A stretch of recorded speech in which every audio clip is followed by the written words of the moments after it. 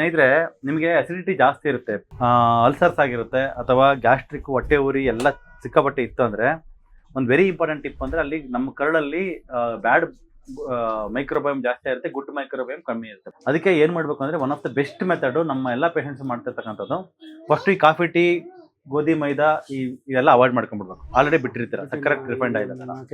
Second ಬಂದು very important, ನಮ್ಮ ಪ್ರೋಬಯೋಟಿಕ್ನ grow ಮಾಡೋದಕ್ಕೆ ನಾವೇನು ಮಾಡಬೇಕು ಅಂದರೆ ಅನ್ನ ಮತ್ತು ಮಜ್ಜಿಗೆ ಮತ್ತು ಸ್ವಲ್ಪ ಉಪ್ಪು. ಇವತ್ತು ಬೆಳಗ್ಗೆ ಅನ್ನ ಮಾಡಿ ಅನ್ನಕ್ಕೆ ಅನ್ನ ಮಜ್ಜಿಗೆ ಕಲಿಸ್ಬಿಟ್ಟು ಉಪ್ಪು ಹಾಕ್ಬಿಟ್ಟು ಇಟ್ಬಿಡಿ, ನಾಳೆ ಬೆಳಗ್ಗೆ ತಿನ್ಬೇಕು. ಅದನ್ನು 24 hours ಕಳಿಬೇಕದು, ಲೈಕ್ ಫರ್ಮೆಂಟ್ ಆಗಬೇಕು.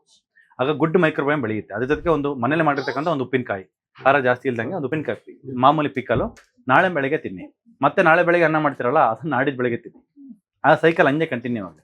ಆ ಥರ ಒಂದು 1 or 2 months ಮಾಡಿಬಿಟ್ರೆ ನಿಮ್ ಕರಳು ಒಂದು ಸರಿ ಆಗ್ಬಿಟ್ರೆ ಸಾಕು. ಈಗ ಮುಂಚೆಗಿಂತ ಇವಾಗ ಅಸಿಡಿಟಿ ಎಷ್ಟು ಇಂಪ್ರೂವ್ಮೆಂಟ್ ಆಗಿದೆ ಅಂದ್ರೆ ಕ್ಯಾಬೇಜ್ ಜ್ಯೂಸ್ ತಗೋತಾ ಇದ್ರೆ ಹಾಫ್ ಡೇ ವರೆಗೂ ಕಡಿಮೆ ಇರುತ್ತೆ ಸರ್, ಬೆಳಗ್ಗೆಯಿಂದ ಏನ್ ತೊಂದ್ರೆ ಇರಲ್ಲ. ಆಮೇಲೆ ಆಫ್ಟರ್ನೂನ್ ಲಂಚ್ ಆದ ನಂತರ ಈವ್ನಿಂಗ್ ಟೈಮ್ ವರೆಗೂ ಇರಿಟೇಷನ್ ಜಾಸ್ತಿ ಆಗುತ್ತೆ. ಸೊ ಹಂಗಾಗಿ ಇದನ್ನ ಮಾಡಿ, ವೆರಿ ಇಂಪಾರ್ಟೆಂಟು. ಆಮೇಲೆ ಕ್ಯಾಬೇಜ್ ಜ್ಯೂಸ್ ತಗೊಳ್ಬೇಕು. ಕ್ಯಾಬೇಜ್ ಜ್ಯೂಸ್ ಏನಕ್ಕೆ ಅಂತಂದ್ರೆ ಅದರಲ್ಲಿ like very important nourishing nutrients for the gut ಇರ್ತವೆ ಅಸಿಡಿಟಿಗೆ, ಅದನ್ನ ಯೂಸ್ ಮಾಡಿ. ಆಮೇಲೆ ಮುಖ್ಯವಾಗಿ ಬಂದು ಬೂದುಗುಂಬಳಕಾಯಿ juice, one of the best miraculous drink ಬಂದು ಬೂದುಗುಂಬಳಕಾಯಿ ಜ್ಯೂಸ್ ಮತ್ತೆ ಕ್ಯಾಬೇಜ್ ಜ್ಯೂಸ್ ಎರಡು ಮಿಕ್ಸ್ ಮಾಡ್ಕೊಂಡಾರು ತಗೊಳ್ಳಿ, ಇಲ್ಲ ಸಪರೇಟ್ ಆದ್ರೂ ತಗೊಳ್ಳಿ. ಇದನ್ನ ನೀವು ಫಾಲೋ ಮಾಡಿದ್ದೆ ಆದ್ರೆ ವೆರಿ ಇಂಪಾರ್ಟೆಂಟ್ ಬಂದು ನಾನು ಹೇಳಿದ್ನಲ್ಲ ಫುಡ್ ಸೈಕ್ಲಿಂಗ್ ಈ ತರ ಮಾಡ್ಬೇಕು. ಇವತ್ತು ಅನ್ನ ಮಾಡ್ಬಿಟ್ಟು ಮಜ್ಜಿಗೆ ಪ್ಲಸ್ ಸಾಲ್ಟ್ ಹಾಕ್ಬಿಟ್ಟು ಮಿಕ್ಸ್ ಮಾಡ್ಬಿಟ್ಟಿಟ್ಟು ಮತ್ತೆ ನಾಳೆ ಬೆಳಗ್ಗೆ ತಿನ್ನೋದು.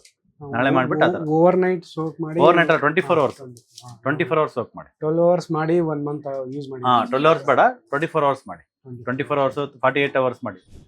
ನೀವು ಉಪ್ಪು ಹಾಕ್ತಿರಲ್ಲ, ಉಪ್ಪು ಹಾಕುವಾಗ ಬ್ಯಾಡ್ ಮೈಕ್ರೋಬಿಯಾ ಬೆಳೆಯಲ್ಲ, ಕೆಡಲ್ಲ ಅದು. ಉಪ್ಪು ಹಾಕಿದ್ರೆ, ಉಪ್ಪು ಹಾಕಿಲ್ಲ ಅಂದ್ರೆ ಕೆಡತ್ತೆ. ಆ ತರ ಮಾಡ್ಕೊಂಡು ಮಾಡಿ. ಜಾಸ್ತಿ ಏನು ಖಾರ ತಿನ್ನಕ್ಕೆ ಆಗಲ್ಲ ಸದ್ಯಕ್ಕೆ ಬೇಡ, ಖಾರದ ಹಸಿಮೆಣಸಿಗೆ ಒಣಮೆಣಸಿಗೆ ಬೇಡ. ಒಂದು ಖಾರದ ಬರ್ಕೊಡ್ತೀನಿ, ಸೈನ್ ಪೆಪ್ಪರ್ ಅಂತ ಇದೆ, ಆನ್ಲೈನ್ ತಗೊಂಡ್ಬಿಟ್ಟು ಇವ್ರು ರೆಡಿ ಮಾಡ್ಬೇಕಾದ್ರೆ ಅದನ್ನೇ ಹಾಕಿ ಖಾರದ ಪುಡಿ. ಪೆಪ್ಪರ್ ತರಿಸಿರ ಮೊನ್ನೆ ಸೈನ್ ಪೆಪ್ಪರ್ ಬರ್ಕೊಟ್ಟಿದ್ನ?